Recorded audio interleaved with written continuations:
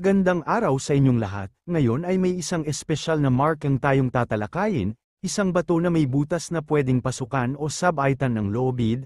Ang ganitong klaseng marking ay isang indikasyon na may lock hole o tunnel na nakalock malapit dito. Sa kasaysayan ng treasure hunting, ang ganitong uri ng marking ay madalas ginagamit para magsilbing palatandaan.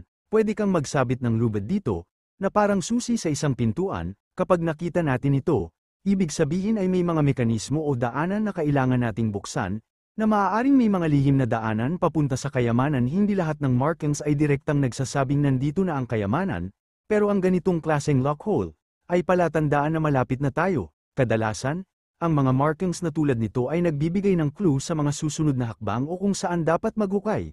Kaya sa mga katulad nating treasure hunters, importante na maingat nating obserbahan ang mga ganitong palatandaan. Huwag kalimutan na ang bawat butas, ukit, at hugis ng bato ay may mensaheng nais iparating, at kasama dito ang pagkakaroon ng mga nakalock na tunnels o daan. Kung gusto nyo pang matuto tungkol sa iba't ibang klase ng markings at kung paano natin sila binibigyang kahulugan, huwag kalimutang mag-subscribe at i-click ang notification bell para updated kayo sa susunod nating mga video. Salamat sa panunood, at good luck sa inyong treasure hunting!